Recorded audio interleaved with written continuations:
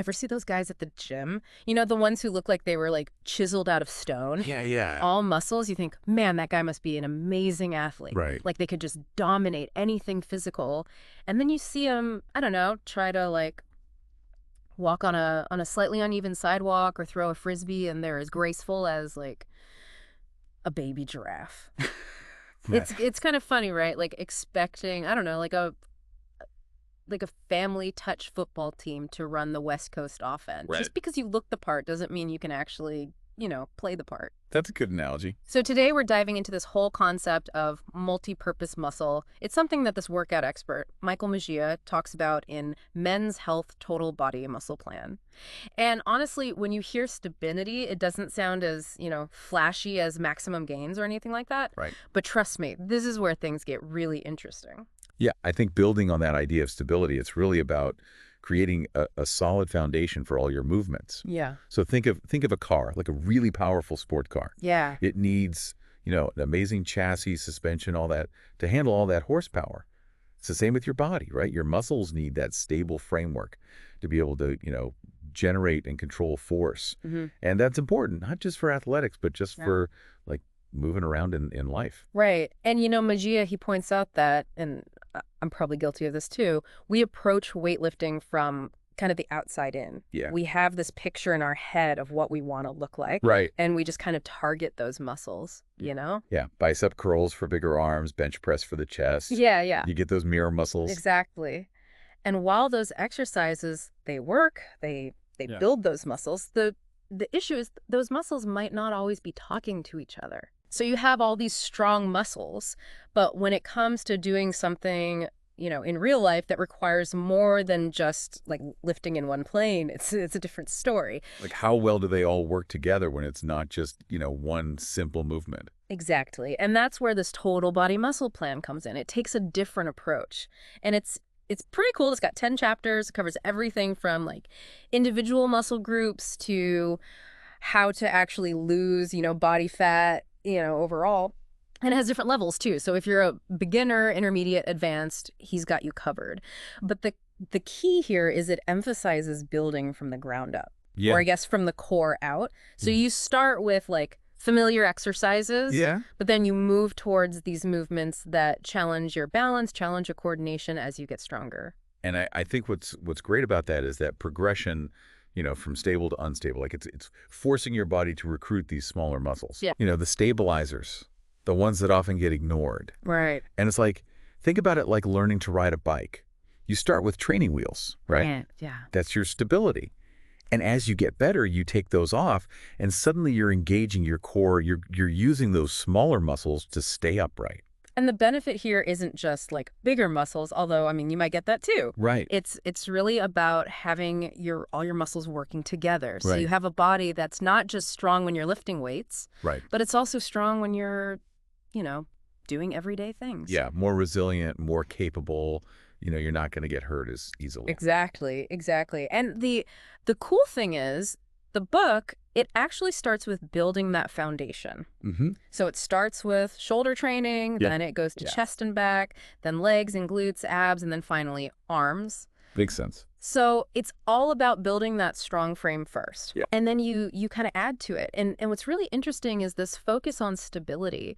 It translates directly to like functional strength. Yeah. So it's not just about, lifting a certain amount of weight. Right. It's about being able to, I don't know, carry groceries, play sports. Yeah, it's integrated into the whole program. It's not just like an add-on. It's part of the foundation. Exactly. So let's dive into this. Let's start with Chapter 1, shoulder training. Now, you might be thinking, wait a minute, why are we starting with shoulders? Yeah. A lot of times you see workouts, they jump right into the chest or the arms. But this plan, it says, no, shoulders are first. Why is that? Well, there's a couple of good reasons. So strong shoulders, they're like a safeguard against injury. Yeah. Especially when you start getting into these bigger lifts, like the compound lifts that use multiple joints. Yeah. So you're kind of protecting yourself. And also, your shoulder, the whole girdle, it plays a huge role in keeping your upper body stable when you're moving around. Right. So if you think about it, even a little bit of instability in your shoulder can mess up your elbow and wrist when you're lifting. Ah, I see. So it's like you're setting yourself up for success down the road. Makes sense. You're not just preventing, an injury right now. You're making sure that you can move well, for years to come. That's smart. That's a really, really smart way to think about it. And these benefits, they go way beyond just the gym. Oh, yeah. The book talks about, like, if you're playing basketball, running a pick and roll, or tossing your kids in the air, or, just even doing yard work. Right, yeah. Strong shoulders make a huge difference. Every day, all the time, you're using your shoulders. And when they're strong and they're working properly, you can move better. You can generate more power. Right. And let's be honest, it also makes you look good. Right? Well, yeah, that's a nice bonus, right? Having those well-developed shoulders, Yeah. Gives you that powerful, that balanced look. Absolutely. And one thing that the plan really stresses is making sure you work both the front and the back of your shoulders equally, not just the front. So why is that so important? I think it's so common for people to focus on those front muscles, the ones you see in the mirror. Yeah. And they kind of forget about the back. And what happens is you create this imbalance. Those front muscles are all strong. They're pulling forward. But the back muscles aren't strong enough to counteract that. Right. And that can lead to a whole bunch of problems. Yeah. Bad posture. You can't move your shoulders as well. Yeah. And it really increases your risk of getting hurt. Oh, wow. So it's really about, like, harmony. Making sure everything's working together. So it's all about that muscular equilibrium. Exactly. I like that. Okay, so let's talk exercises. The plan lays out specific routines for, beginners, intermediate, and advanced. For beginners, it's a 4-week progression. What do those first few weeks look like? So for those starting out, the main goal is just to get you comfortable with the movements. Okay. Get your body used to them. So in week 1, you're just doing one set of 10 to 12 reps for each exercise. Yeah. And then each week, you gradually increase that. So week 2, 1 to 2 sets, week 3, 2 to 3, and then by week 4, you're up to 3 sets of 10 to 12. Got it. So it's a nice gradual way to build up your strength. You don't want to overdo it, especially when you're starting out. Right. And what are some of those foundational exercises that beginners start with? So one of them is called the 45-degree scarecrow. Okay. And for this one, you lie face down on an incline bench. It's set at 45 degrees. Mm-hmm. You got light dumbbells in each hand. And what you do is you slowly rotate those weights up and back.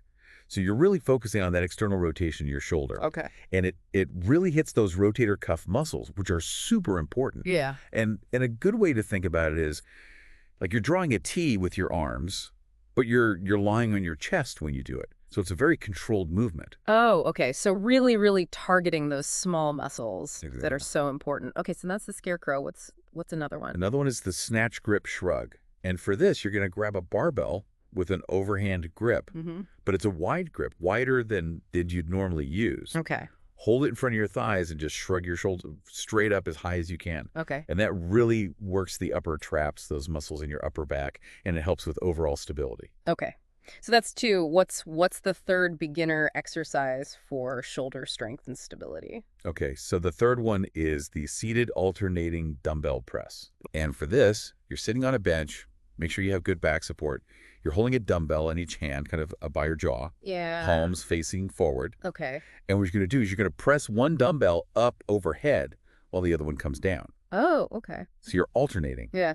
And the plan specifically says start each set with your weaker arm. Oh, interesting. Just to make sure that you're developing both sides evenly. Right. Makes sense. So this is a good way to, get into overhead pressing, but you're in a seated position, so you don't have to worry about balance. Yeah. You can really just focus on building strength in the shoulders. So it sounds like a really solid start for beginners. Yeah. Controlled movements, gradually increasing the weight. Mm-hmm. Now, what about for those who have been at it for a while? Like, what does the intermediate shoulder routine look like? Okay, so the intermediate program, it's 8 weeks long. And it's a little bit different in terms of the reps and the sets. Yep. So weeks 1 and 2, you're doing 2 sets of 10 to 12 reps. Mm-hmm. And then you bump that up to 2 or 3 sets of 8 to 10 in weeks 3 and 4. Got it. Weeks 5 and 6, 2 sets of 8 to 10. And then the last 2 weeks, you're back up to 2 or 3 sets of 6 to 8. Okay, so you're playing around with the volume a little bit more. Yeah, and the rep range is coming down a bit, which means you can usually handle a little bit more weight. Right. Right. So it's getting more challenging. And the exercises also change a bit. You're getting into some more complex, multi-joint movements, Yeah. like the hang clean and press. Oh, okay. Tell me about that one. Yeah, so this one it's a dynamic exercise. You're lifting the barbell from the floor up to your shoulders. Yeah. And then you press it overhead. Wow. So it's a full body movement, takes a lot of coordination. Right. That's right. And it's a great way to build power. Yeah. So you're not just building strength, but you're learning how to use that strength quickly. Okay, so that's the hang clean and press. What else do they have in there? Another one is the alternating lateral raise with batting hold. Okay. And for this one, you're standing with dumbbells at your sides. You lift one dumbbell straight out to the side, up to about shoulder level. Yeah. But here's the catch. While you're doing that, you're holding the other dumbbell down by your side. Oh. So you're really working that one shoulder. Right. And then you switch sides. And again, start with your weaker arm. Always got to make sure we're balancing it out. Exactly. Okay, so that's a good one. What's the third intermediate shoulder exercise? Okay, so this one uses cables. All right. It's the double cable external rotation. Okay. You're going to need a cable crossover machine for this. Mm-hmm. You attach stirrup handles to the low pulleys. Yeah. Grab those handles so the cables are crossed in front of you. Okay. Elbows bent, tucked in at your sides. Mm-hmm. And then you rotate your forearms outward, away from your body. Oh. So you're really targeting those external rotator cuff muscles, which are, important for shoulder health. Got it. So it's a good progression. Yeah, it is. You're adding in more complex movements, unilateral work, working one side at a time. Exactly. All right, so now for those who are really, seasoned lifters, Yeah. what do the advanced shoulder exercises look like? So the advanced program, it's also 8 weeks, but now you're really focused on like maxing out your strength. Okay. So the rep ranges are lower. Weeks 1 and 2, 2 sets of 6 to 8 reps, but you got to warm up really well before you jump into these. Got it. Weeks 3 and 4, you're doing 2 or 3 sets of 4 to 6 reps. Again, warm up is crucial. Okay. Weeks 5 and 6, 2 sets of 6 to 8. And then the last 2 weeks, 2 or 3 sets of 4 to 6. So you're really, really pushing the weight here. You're trying to lift heavy, yeah. And the exercises, they're designed to challenge you in different ways. Yeah. So one of them is the twisting standing dumbbell shoulder press. Twisting. Yeah, so you're standing, you've got dumbbells just outside your shoulders. Mm-hmm. As you press those dumbbells overhead, you also twist your torso a little bit. Oh, okay. So you're adding this rotational element to it. I see. So it's not just about shoulder strength. You're engaging your core, too, to control that movement. Right. So you got to be strong and stable. Exactly. Okay. What else is in there? Another one is the alternating 45-degree inclined shoulder press. Okay. So you're on an inclined bench set at 45 degrees. Yeah. Or you could even use a Swiss ball if you want to make it even more challenging. Oh, wow. You're alternating pressing the dumbbells overhead, making sure that the weight goes straight up. Mm-hmm. The incline, it really works that upper part of your shoulders. Okay. And the alternating just adds that extra stability challenge. Got it. So that's 2. What's the last one? Okay, the last one is the overhead dumbbell shrug. Okay. So you're standing with dumbbells straight overhead.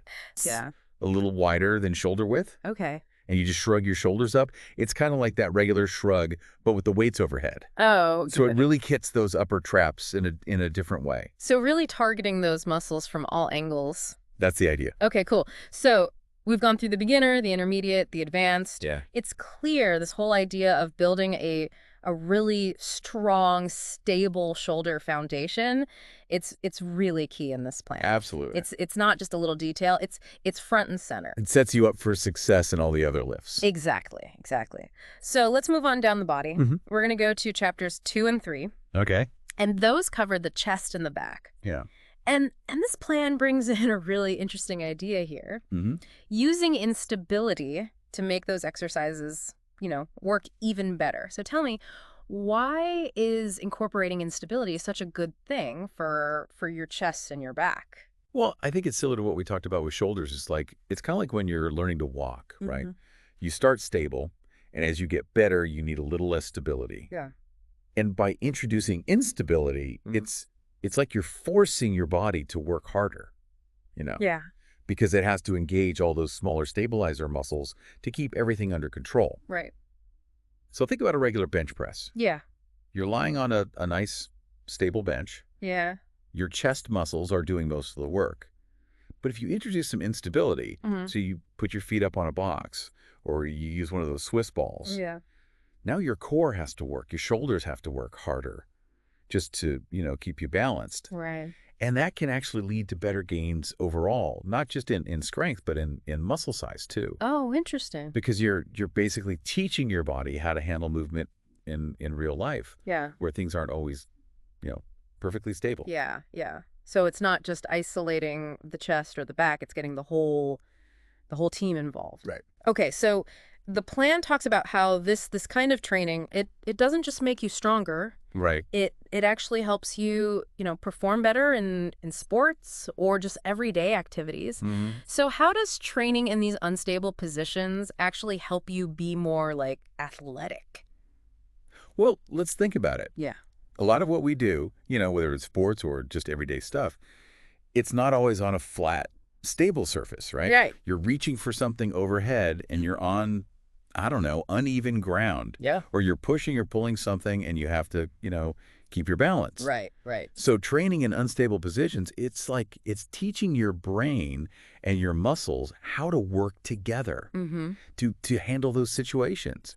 It's like building in that adaptability, that resilience, so you're less likely to get hurt. Makes sense. Like you're preparing for anything, Yeah. not just the perfect scenario in the gym. Okay, and again, just like with the shoulders, the plan talks about the importance of working both sides of your body, Mm-hmm. the chest and the back. So why is that symmetry so important? I think this is a theme throughout the whole plan, and for good reason. Yeah. When both sides of your body are strong, you move better, you're more efficient. Right. And if one side's a lot stronger than the other, you can get imbalances, which, they can lead to injuries over time. Yeah. So it's about like creating that balance, Yeah. So everything works together. Okay, so let's dive into the chest and back part 1 exercises. Let's start with the beginners. Okay. And again, it's that 4-week progression, gradually increasing the weight each week. So what are they working with? Okay, so in chest and back part 1, you've got exercises like the pronated lat pull down. Okay. So, you're using a lat pull down machine, you're pulling the bar down towards your chest, focusing on squeezing your shoulder blades together. Yeah. That's a great way to build some initial strength in the back muscles. Hmm. And then you have the 3-point push-up. 3-point. Yeah, it's a variation of a regular push-up. But instead of having your feet flat, you put the ball of one foot on top of the heel of the other. Oh. So you're making your base a little smaller, Right. which makes it just a tiny bit harder. Yeah. A little more challenging for your core and your stability. Okay, cool. What else is there? And then you have the flat bench fly, feet elevated. Feet elevated. Yeah, so you're on the bench like you would for a regular fly, but your feet aren't on the floor. Okay. You're bending your hips and knees, so your feet are up in the air. I see. So again, you're engaging your core more. Yeah. And it's working those chest muscles. Right. Okay, and the last one for beginners in part 1. The last one is the 45-degree prone dumbbell row. Okay. So for this, you're lying face down on an inclined bench, Mm-hmm. the one that's set at 45 degrees. Yeah. You let your arms hang down, Okay. palms facing each other, and you row the dumbbells up, squeezing your shoulder blades together at the top. Okay, so really working that upper back. Yeah. And it's a good supported position. Yeah. So it's good for beginners to get that form down. So you're building the base. Exactly. All right, so that's the beginner routine. Mm-hmm. Now let's jump to intermediate and advanced for this chest and back part 1. Okay. Now it's interesting. Both levels, they do the same exercises, but they have, different sets and reps. Right. So what are those exercises? Okay, so now you're getting into exercises that are, a bit more challenging. They're less stable. Okay. You need more coordination. So one of them is the Swiss ball push-up. Okay. So instead of a regular push-up, you're putting your shins or your feet up on a Swiss ball. Oh, yeah. And that's a whole different ball game in terms of stability. Right. Your core is really working hard to keep you from, falling off. Makes sense. And then you have the alternating decline dumbbell press. Decline. Yeah, so you're on a decline bench. Okay. You're pressing one dumbbell up at a time while the other one comes down. So it's unilateral again. Mm-hmm. And that decline angle, it hits your chest in a different way too. Right. Okay, what else? And then there's the low to high cable fly. Okay. So you're at a cable crossover machine, Yeah. standing with one foot forward, one foot back, Okay. and you're bringing the handles up and together in this wide arc. Okay. Really works the upper chest. Got it. And then there's the seated rear lateral raise. Rear lateral. Yeah. So you're bent over at the waist, you've got dumbbells, and you lift your arms out to the sides. Okay. Really important for the rear delts, those muscles in the back of your shoulders. Right, right. Keep everything balanced. Exactly. And then last two, there's the towel pull down. Towel. Yeah, instead of grabbing the bar directly, you put towels over the bar. Oh. And you hold the towels. I see. Changes the grip a bit, makes it a little harder, and it can actually help with your grip strength too. Interesting. So you're getting a bonus grip workout. Yeah, exactly. Okay, what's the last one? And then the last one is the snatch grip bends over row. Okay. Again, you're using that wide grip. You're bent over, Yeah. back flat, Yeah. and you row the barbell up to your chest. So it's like a regular row, but with that wide grip. Yeah, exactly. Okay, cool. So part one, already getting more challenging. Now let's move on to part two of the chest and back training. Okay. And here they really hammer home the importance of mixing things up. Yeah. You got to keep challenging those muscles, introducing new exercises to avoid getting stuck. Right. And they actually use an analogy here. Okay. They compare it to avoiding repetitive emails. That's a good one. So how does that relate to, muscle growth? Well, it's kind of like your brain filters out those emails that you get every day. Yeah. The same old, same old. It's the same with muscles. If you do the same exercises over and over, your muscles get used to it.